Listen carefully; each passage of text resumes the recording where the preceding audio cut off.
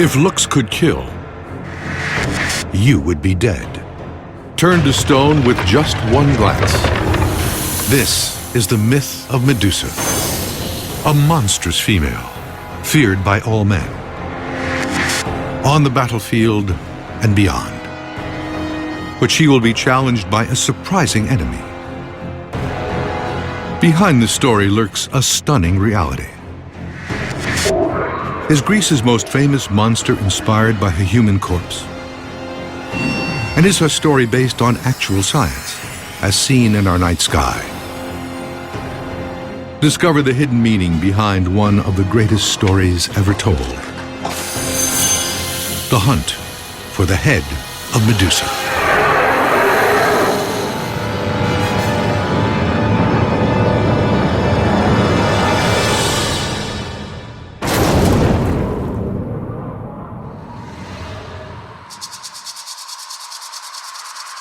This was once a garden. Now, it is a graveyard littered with dead bodies. Each face frozen in a moment of terror. The fatal moment when it gazed upon Medusa. Her gaze penetrates right into your inner being and petrifies you from the inside out. The myth of Medusa has captivated us for almost 3,000 years. Today, her image still commands instant recognition around the world. The Medusa that we often see depicted on vases features a woman with boar's tusks, snakes curling around her head instead of hair. Sometimes she is bearded. Very often she's grimacing, facing us directly with her tongue lolling out of her mouth and her eyes staring straight at you. In ancient Greece, myths made sense of a confusing world. Their stories recorded history, explained nature, and dictated how people should live. The Medusa myth was no exception. They teach lessons to the society and help them organize things. And I think the Medusa story gives us a window into just certain kinds of values in ancient Greek society. It surely gives a sense of kind of a rich portrait of men's experience insofar as they may well have felt at some point in their lives completely under the spell of some bewitching type of woman. Medusa can crush a man with a single penetrating look. It is a power that makes her nearly invincible. The Medusa myth awakens a number of fears in people, especially men. This image of the all-powerful woman whose gaze can't be averted, whose gaze can see right through you to expose everything inside of you, that can freeze you in your tracks and somehow devour you and consume you. And I think men in particular are very afraid of this sort of strong woman.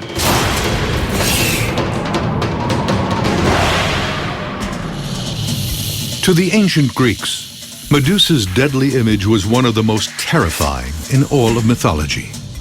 But she was not always a monster.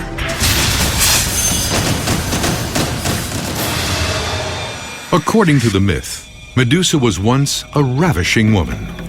Every man in Greece wanted to possess her. What she's described as is she's a beautiful woman with long flowing locks of hair. Every suitor wants to marry her. She causes envy among everyone. But Medusa can't get married. She is a priestess of Athena, the goddess of war, and bound by an eternal vow of chastity. Athena is the patron goddess of the great city of ancient Athens. She's also a virgin goddess. Sex is not a part of her world. She's actually beyond the reach of any male desire. Servants in her temple would have been expected to be virginal, so they could devote their energies not to domestic issues and child rearing, but to the goddess's service. Medusa, the hideous image of evil, starts out as a symbol of purity.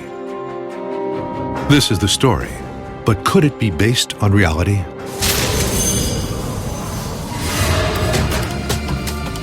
Athena's temple is no myth. It still stands today high atop the Acropolis in Athens. The Parthenon. In Greek, it means place of the Virgin.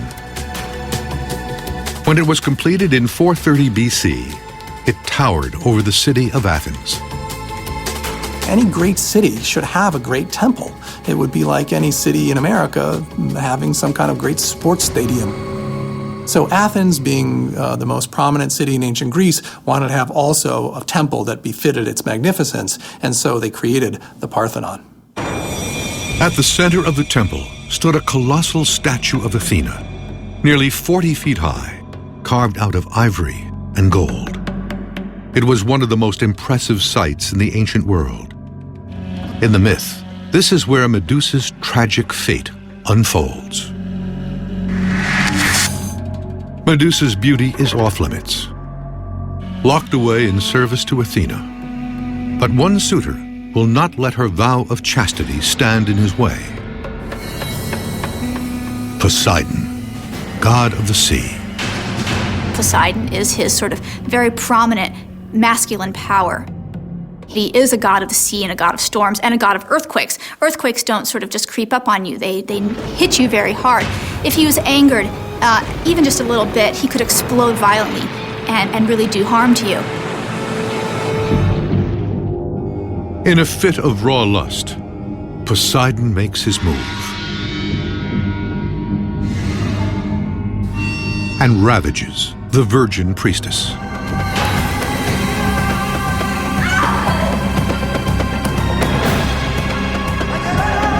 He raped her inside of Athena's temple, a sacrilegious act. He stole from her her virginity. Certainly, this would be a crime in any time of the world. Medusa is devastated. Her innocence has been stolen. Her life changed forever. She was a rape victim, and so she was no longer eligible for ordinary marriage according to the mores of Greek times. And she was no longer a virgin either, so she wasn't able to be devoted to service to a goddess. For certain religious rites, you had to purify yourself from intercourse. So actually having intercourse in the temple is desecrating that space. Hence Athena's anger, and Athena is furious. But not with Poseidon. As a powerful male god, this is expected of him. In the eyes of Athena, it is Medusa who deserves to be punished. The victim is about to become the accused.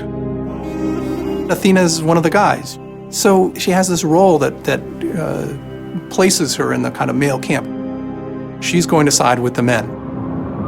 In a way, it reflects a society where they considered women more as property value. They recognize at some point that rape is necessarily harmful to the woman, but it doesn't seem in most of these myths that there's any sympathy at all, and frequently the female figure who is raped is the one who's punished. Athena will impose a devastating sentence on her shattered priestess. She will transform Medusa from a beauty into a beast.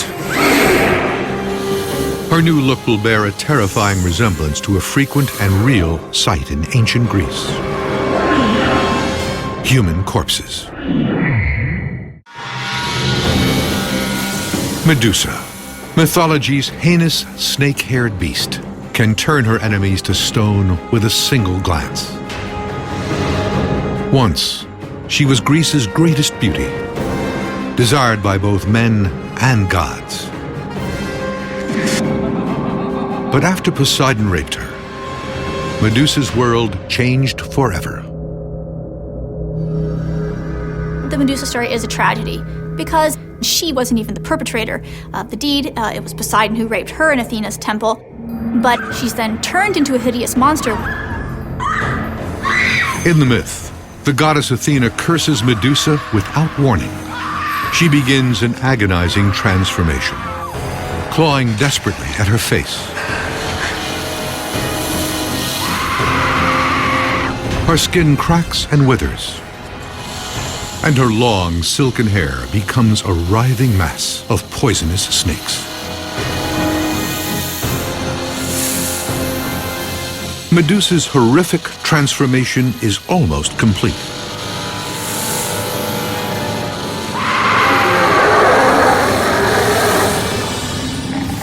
But there's one more twist. She's now going to have to undergo the most powerful and most gut-wrenching of all the aspects of her curse. She'll have to be now a person whose very sight turns the looker into stone. It's now going to isolate her from all of human society. Medusa is now no longer going to have any interactions with anyone else. So what Athena has effectively done is consign this poor girl to a kind of solitary confinement for the rest of her life. For the tragic crime of being raped, Medusa has lost her status, her beauty, and her ability to look at anyone without killing them.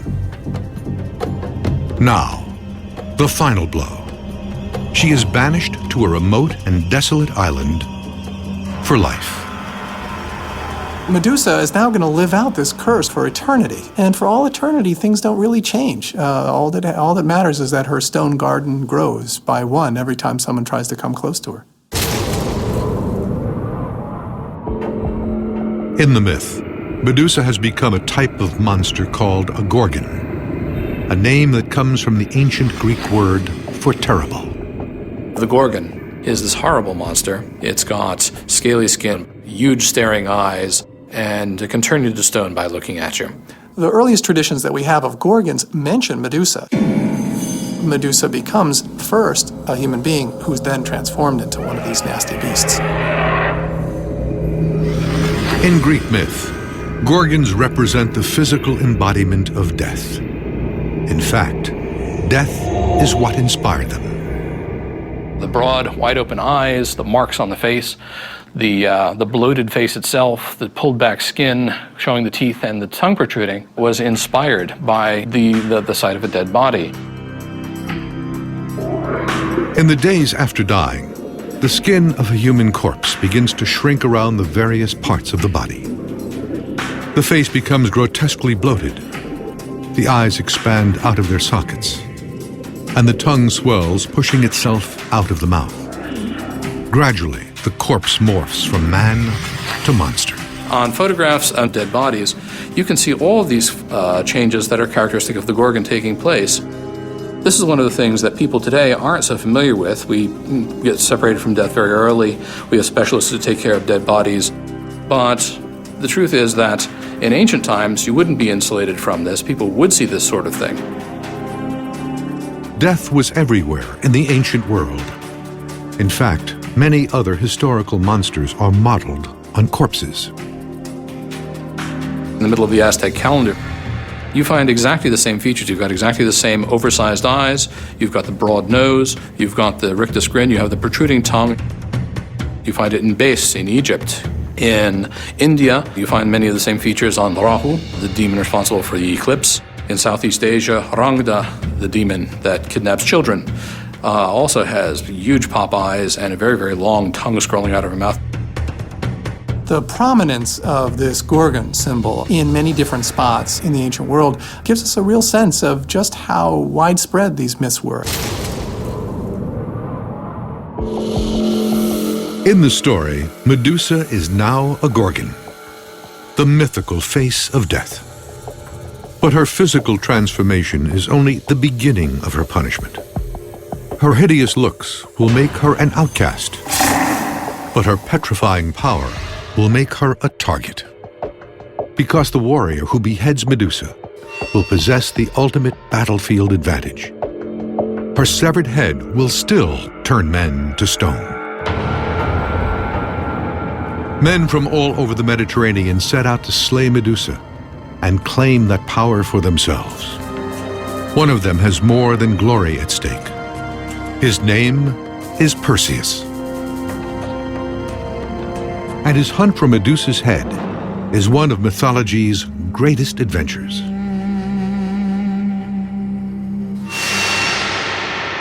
The story of Perseus begins in Argos, a real region of southern Greece. In antiquity, a lot of myths were actually situated in specific locations. Now, this was important for the people who lived in those places. They could actually claim connection to one of these divine heroes. In the myth, Argos is ruled by a tyrant named Acrisius. The king has a problem. He has no male heir. The Greek world tried to retain property in families. And the way you retain it in families is you leave it to the firstborn son or the eldest male heir. Acrisius's only child is a daughter, Danae. She has no children of her own. So the king consults a prophetess to ask if she will ever bear him a grandson. Acrisius is told in prophecy that if his daughter ever had a child, that child would rise up and kill him. When he finds out that the son of his daughter is in fact going to kill him, he sort of freaks out and decides that he needs to prevent her from ever having a child to begin with. This fear of generational shift, this fear of losing your power to the next generation, was real. If you had a kid and you had something worth taking, at some point you needed to keep an eye on the kid. Overcome by terror, the king hatches a plan to save his own skin. Acrisius had his daughter Danae walled up inside of a tower where no one could see her. It was a pretty miserable existence. Danae is trapped with no fresh air and barely any food. It is the king's way of killing her without getting blood on his hands. The king kept waiting for news that his daughter had died and was very surprised that he never received news that she had died of starvation or thirst. After a while, they began to see lights on and hear noise and sound coming from the tower, and so Acrisius went to see what his daughter was up to.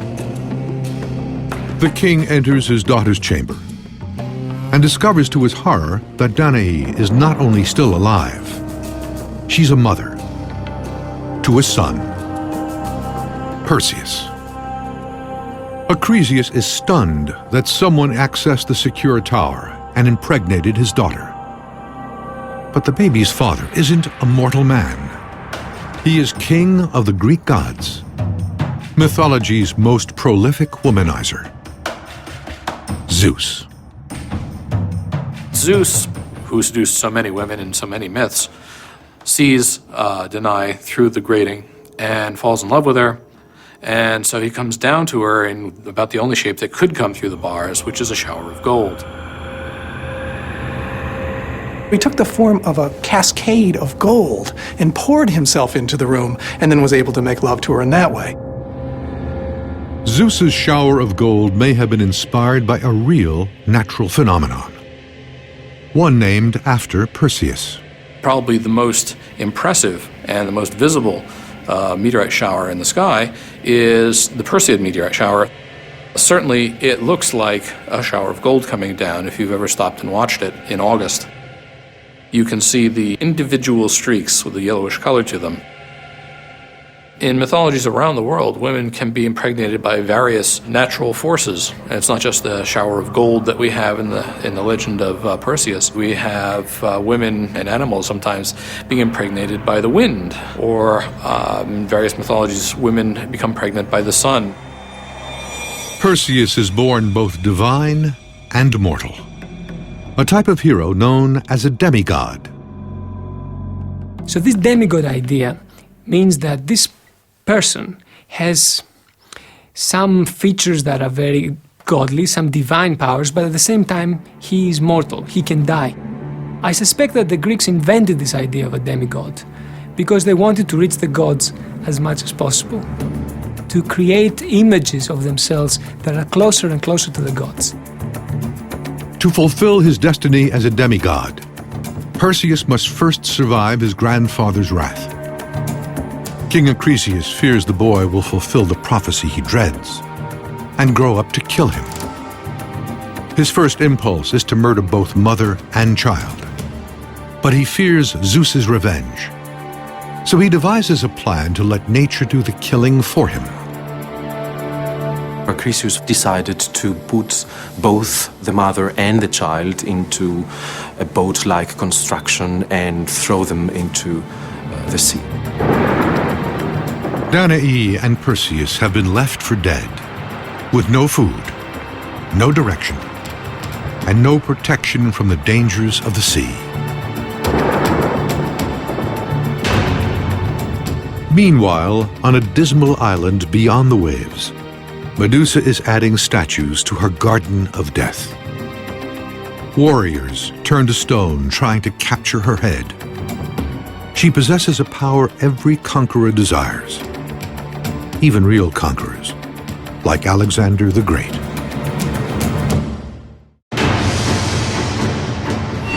Medusa's power to turn men to stone may have spawned the famous phrase, "looks that kill." But the ancient Greeks believed her power could be used for good as well as evil. In their language, the name Medusa actually had a positive connotation. It meant guardian. Her image was often used to ward off danger. She even appeared on the armor of some of the world's most feared warriors. Evidence of this can be found in one of the time capsules of the ancient world, Pompeii. When they were excavating the city in the 1830s, archaeologists found a very large mosaic which depicts a battle between Alexander the Great and the Persian king Darius. And on Alexander's breastplate is an image of Medusa. The battlefield wasn't the only place where Medusa's powers were sought. She was also used to scare children. The idea was that you would put the symbol on the outside of your stove, and this would prevent children from opening up the oven door. Now, the Medusa was something that Greek parents used to use in order to scare the kids in order to eat their food. Say, eat your food or I'll ask the Medusa to get you. So it was something that was very horrendous, very horrible, very mesmerizing, very frightening. In the myth, Medusa has a price on her head. Warriors from across the Greek world travel to her remote island, seeking to steal it and use its petrifying power as a weapon against their enemies. So far, all who have tried made the same fatal mistake. They looked at her first. The ancient sources are relatively silent on what Medusa must have thought as she's just sitting there living out her life amid a huge panoply of stone corpses. You can imagine that it would have been a very kind of strange situation. You've got little stalagmites of people all over the place, and there she is all alone, but never had the satisfaction of actually being able to engage with anybody. So you can imagine Medusa living out her life, kind of waiting for the next person to waft into her purview and get turned into stone. But one hero is determined to break her spell. As Medusa languishes among her statues, Perseus is coming of age across the sea. When he was a baby, he and his mother Danae were cast out to sea by his grandfather, King Acrisius. Mother and son were expected to die. But Perseus's divine father, Zeus, protected them. They washed up on an island called Seriphos and settled there. He grows up into a nice, strapping young lad, as it were, very strong and also very strong-willed and very protective of his mother. Perseus has a very good reason to feel protective. The ruler of Seriphos has plans for his mother. The king of Seriphos was not enthusiastic about having Perseus around, partly because he had his eye on Danae, who is still a young woman and beautiful, and he wanted to marry her. The king hatches a plan to take Perseus out of the picture. He demands an expensive gift from all of his subjects and vows to banish any who don't comply. He knows that Perseus is poor and won't be able to deliver. Perseus, being a young man without a father and really without a family, if you didn't have a father in ancient Greece, it meant that you were really very much a kind of social outcast, didn't have any gift to bring to the king. Perseus is cornered. If he is exiled, his mother will be forced into an unwanted marriage and be separated from him forever. He makes an impulsive decision with deadly ramifications. Perseus says, well, I may not be able to buy a great gift because I'm poor, but I'm going to do something that no one else has been able to do. I will bring you the head of Medusa. It's a suicide mission. No one has ever returned from Medusa's island alive. But for Perseus, there's no turning back. It's a matter of honor. He can't get out of it. He has to bring the head of the Gorgon.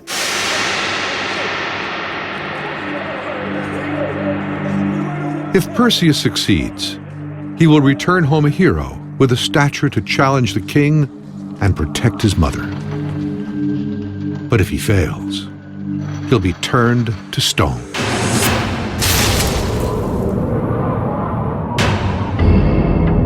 In Greek mythology, the names Perseus and Medusa are forever linked. The consummate hero and the ultimate monster. It is a story that began here, among these ruins. This is ancient Mycenae. According to legend, this once great civilization was founded by Perseus himself. Mycenae was the greatest of the ancient city-states back in the Bronze Age, and it ruled sway over a large swath of ancient Greece. For millennia, it was thought that Mycenae, just like Perseus and Medusa, was a myth.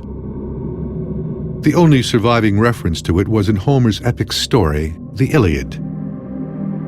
But in the late 19th century, a lost civilization was rediscovered. Using Homer's epic poems as a guide, archaeologists in the 19th century were actually able to locate these great ancient citadels. And what an amazing adventure it must have been to find out that not only was Homer talking about something that really existed, but now they themselves were in contact with it as well. Mycenae lies near Argos, the city where Perseus was born in the myth. Its ruins are a window into the people who invented the story of Perseus and Medusa, ancient Greeks who used mythology to explain life's mysteries. The city's structures were so massive, later generations of Greeks believed they were built by gods. They would look at the ruins of those palaces and see monumental masonry. This was a kind of feat that they couldn't imagine themselves doing. It seemed like something that only heroes could do. It was from these ruins that the story of Perseus sprang. The hero remembered for building the city and taking on Medusa. It is the ultimate challenge. Perseus confronts it with the bravado of a boy who is eager to prove himself a man. But he is woefully unprepared for the task at hand. Perseus has no weapons, no experience, and no idea how to kill his target. Another piece that makes Medusa so terrifying is that they wouldn't have had a real sense of exactly what she looked like. Anyone who had seen her before Perseus would not have lived to tell the tale. So all he knew about was that there was this monster that was so hideous that if you ever caught eyes on her, you would be frozen and turned to stone. He stalked off and began this adventure. And it wasn't long before he realized that he had no idea where he was going. But as heroes often do, and especially heroes whose fathers are gods, he soon gets supernatural aid. Lost in the wilderness, Perseus does what many ancient Greeks would have done under the same circumstances. He prays, and the gods hear him. His father Zeus sends down a divine messenger, Hermes, who gives Perseus the jump start he needs, a pair of winged sandals. One of the things that Perseus has to do is travel long distances very fast. And being an era without airplanes, here comes Hermes to offer a solution, those sandals with wings that he himself, as a messenger of the gods, uses. So he gives them to Perseus, so Perseus wears them, and he can fly through continents at the speed of faster than a jet. Now that Perseus has a set of wings, what he really needs is a set of weapons.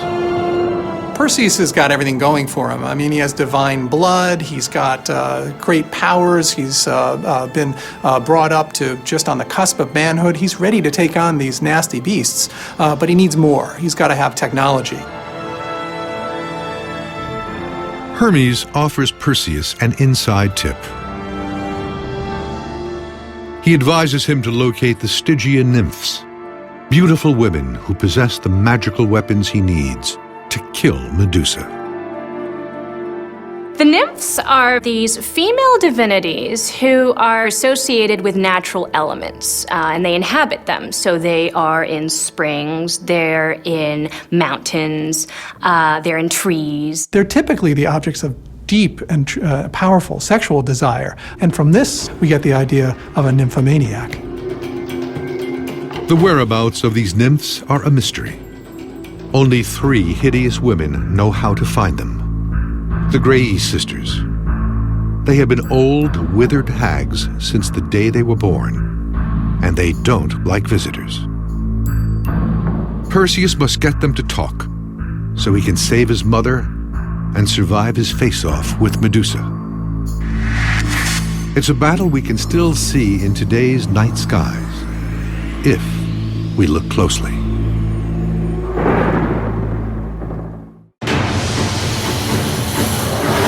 Medusa, a deadly gorgon, has turned countless warriors into stone. But someone is still stalking her, Perseus, and he wants her head. His success will require more than boyish bravado. Perseus will need a powerful set of weapons to slay Medusa. To get them, he must find the Stygian nymphs.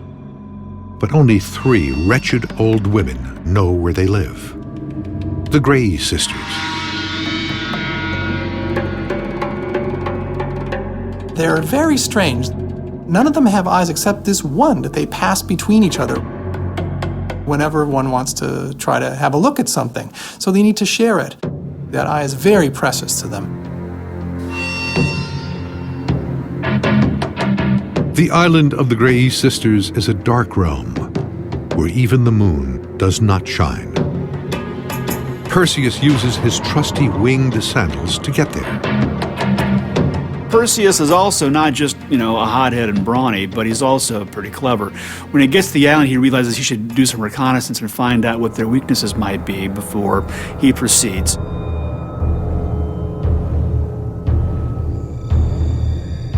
And when he realizes they all have the one eye and they're blind while they don't have it, he steals the eye from them as they're passing it around. The sisters fly into a blind panic. They're in a very abject position. It's like a beggar having his last farthing stolen from him. They're falling all over each other trying to get that eye back from him. Perseus has the upper hand. He demands the location of the nymphs. The Grey sisters reveal that they live on the river Styx, the waterway that separates the land of the living from the land of the dead. Perseus has what he came for. He tosses the eye onto the sand and takes to the skies. This is the myth, but how does it connect to reality? This story, like many others in Greek mythology, may literally have fallen from the sky. Since the dawn of civilization, mankind has looked to the heavens to explain the past, present, and future.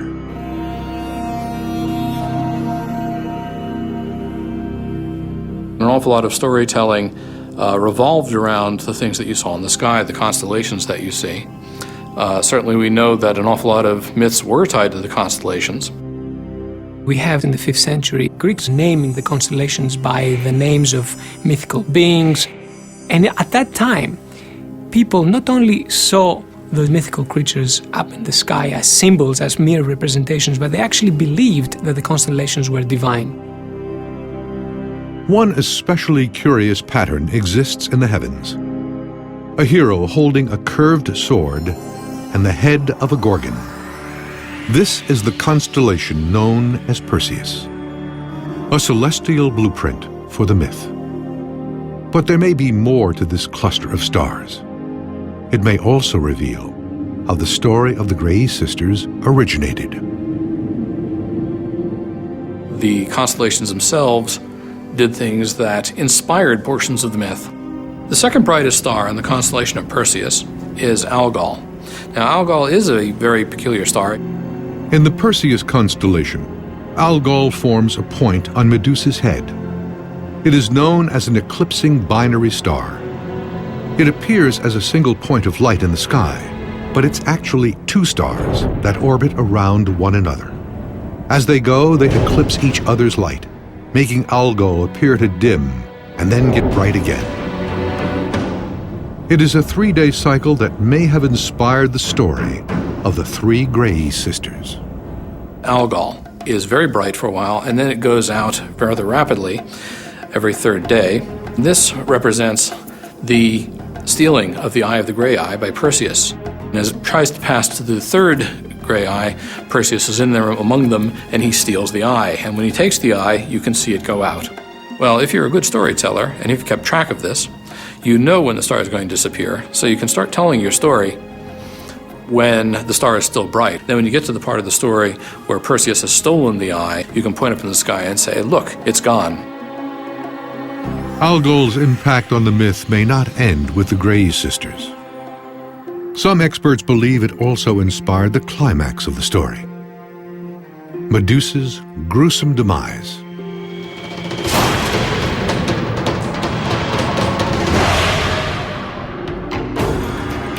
The myth continues. Perseus is on a collision course with Medusa. The odds are stacked against him. To take on the monster, he needs the right battle gear. He finds it along the river Styx, the gateway to Hades, where he encounters the Stygian nymphs. They present Perseus with 3 weapons essential to his survival: the sword of Zeus, the shield of Athena, and the helmet of Hades, god of the dead. It reminds them irresistibly of James Bond getting all the fabulous devices from Q, not only because he gets all these things to carry out his mission, but because they also have magical properties to them.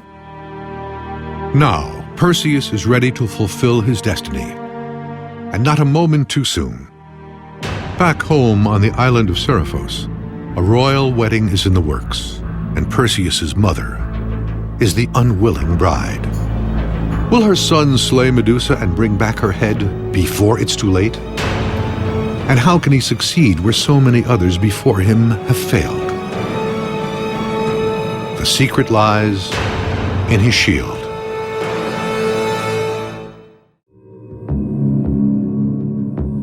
Perseus's dangerous quest for the head of Medusa has taken him on a journey over thousands of miles.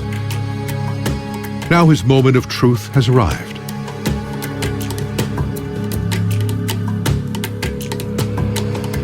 He stands at the threshold of Medusa's deadly lair. The gods helped him get here, but the rest is up to him. All that's around Medusa is rocks, very hard things. Anything that would have been living would have been turned to stone. So it must have been a very bleak and desolate place. Perseus is frightened as he takes the first steps toward his fate. But they are not steps forward. The young hero is slowly creeping backwards. Perseus is very smart, and he realizes that trying to attack Medusa head-on would be his own undoing. He'd be turned to stone. So what he does instead is get his shield, turn it round, and actually approach her from behind. And he walks up to her backwards, looking at her in his shield so that he's safe. You can imagine the tension building as he gets closer and closer. As far as he knows, the shield will protect him, but he must not have really known for sure. Perseus cautiously makes his way through the lair, eyes locked on his shield. The slightest misstep will prove fatal.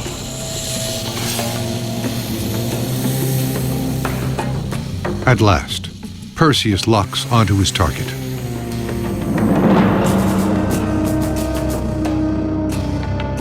Closes his eyes and swings his sword. With one clean stroke, the head of Medusa rolls to the floor. Her years of torment and isolation are finally over. There would have been great fascination for Medusa among ancient audiences, and whether they were rooting for her or rooting against her, there would have been a great kind of sympathy for this poor person. I mean, think about what she'd been through and all that she'd lost and the horrible life she was fated to live, and then her endpoint is to have a hero chop her head off. It is a tragic end for a tragic figure. But Medusa's story doesn't end here. One of the remarkable things about Medusa's head is even after she is dead, even after it's been removed and stuffed in a bag, it still has the power to transform anyone who looks on it to stone. Medusa's unstoppable and terrifying, but those forces can also be harnessed, and Perseus' story talks about that. When the head is inside the bag, then it becomes a weapon that could be used for good as well as evil. Perseus is now the owner of the most dangerous weapon on Earth. He can turn anyone to stone, and he has a few targets in mind. His mother, Danae, has been left with no one to protect her from the lecherous king of Seriphos. She's about to be made a queen against her will. For Perseus, it is a race against time.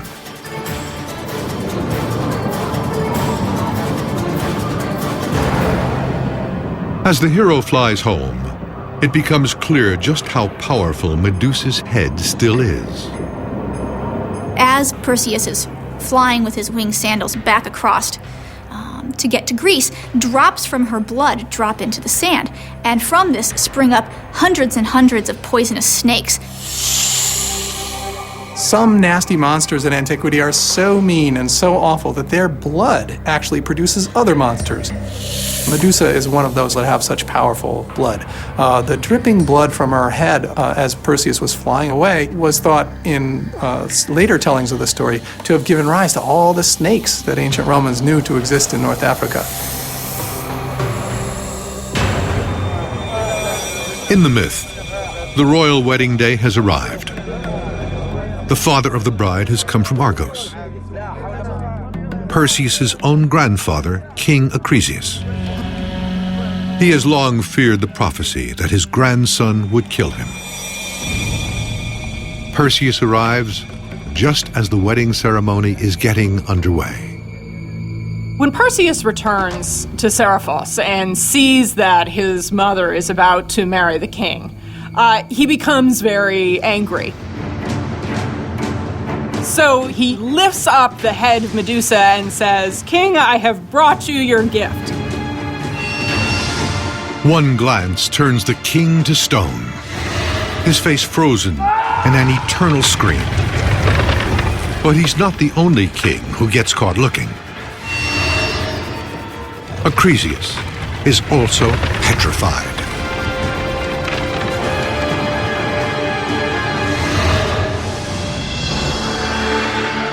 Danae has been saved by her son,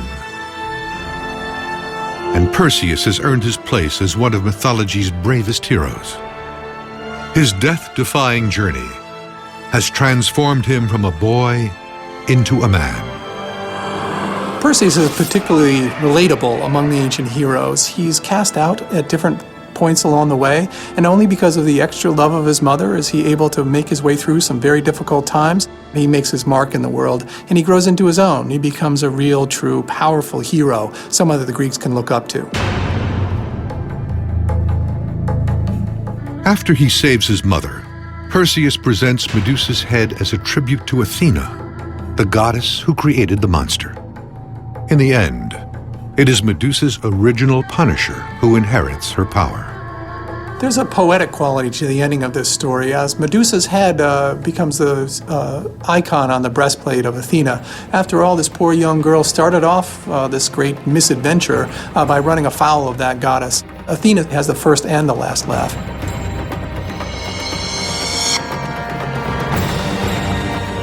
Medusa's story has come full circle. Our myth ends where it began, in ancient Greece's greatest temple, the Parthenon. Above it, she and the man who took her life are forever linked in the night sky.